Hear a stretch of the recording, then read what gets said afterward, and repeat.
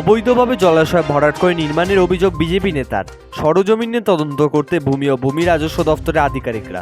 সাম্প্রতিক নবদ্বীপ পৌরসভার 16 নম্বর ওয়ার্ডের দুটি জায়গায়, বিশেষ করে পুরনো টেকনো ইন্ডিয়া স্কুলের পাশে এবং নবদ্বীপ আদালতের সামনে অবৈধভাবে জলাশয় ভরাট করে নির্মাণের অভিযোগ।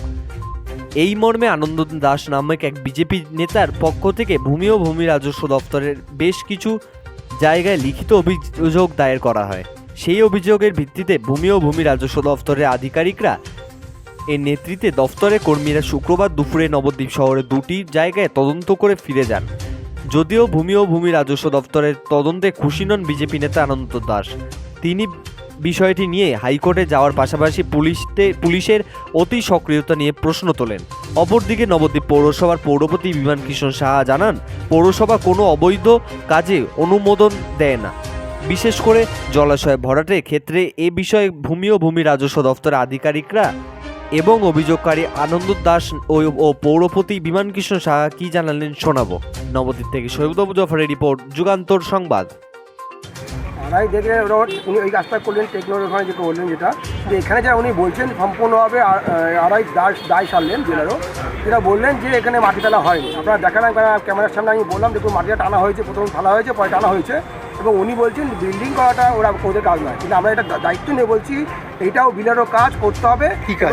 বিলের কি কাজ? এটা কেন বিল্ডিংটা হলো? পুকুর জমিটা লেখা আছে, এটা পুকুর বলে, সেখানে তার উপর বিল্ডিংটা করেছে। এটা ওদেরকে বিলেরও দেখতে হবে, কাজটা এটা পুরো বন্ধ করার জন্য ওনাকেই করতে হবে, এবং তার জন্য আমরা হাইকোর্টে যাচ্ছি। হাইকোর্টে উনি জবাব বলুক, ওনাদের বলা যে দায়টা শুনে সারলেন সেটা উনি হাইকোর্টে বলবে। এবং আমরা এটাও দেখলাম এখানে পুলিশ প্রশাসন যে সিভিল বিষয়ে পুলিশের পাওয়ার 0, সেখানে আমরা দেখলাম অতি সক্রিয় হলো নবদ্বীপ থানা পুলিশ। এটা এখানে করা ছিল, পৌরসভা দেখা যাচ্ছিল যে পুকুরের উপর রাস্তার সামনেটা হচ্ছে নবদ্বীপ কোর্টের সামনে, সেটা কী করে প্ল্যান পাস হয়েছিল, পৌরসভা করেছিল, এটা আমাদের দেখার বিষয়। তা আজকে যে এনকোয়ারিটা হলো, এর জন্য কি আপনি সন্তুষ্ট নয়?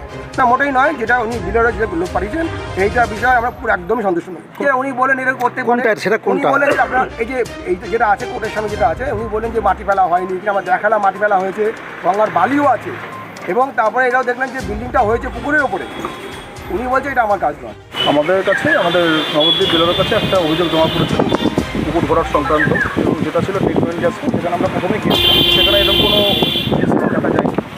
পরবর্তীতে বলা হয় যে ওল্ড টেকনো, সেখানে আমরা অভিযোগকারী যিনি আছেন আনন্দ দাস, বাবার নাম সন্তোষ দাস, তার অভিযোগের পরিপ্রেক্ষিতে সেই জায়গাটা আমরা অবজার্ভ করলাম।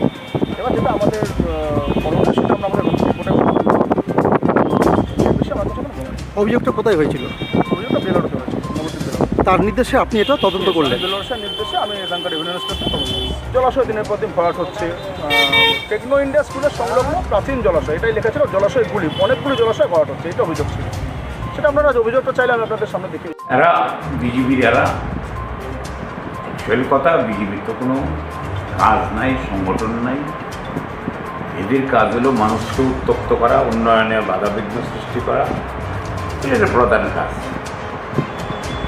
এখন নবদ্বীপের এই ইনকোয়ারি আজকে যেটা হলো, এটা সরকার পক্ষ থেকে বিএলআরও টিম পাঠিয়েছে, যে মানে আবেদনকারী যে এখানে বালি বুঝাই হচ্ছিল দুটো স্পটে দেখাচ্ছিল, দুটো স্পটেই ইনকোয়ারি সরকারিভাবে হয়েছে, এবং এটা ফলস একটা কেস সাজিয়ে অ্যাপ্লিকেশন।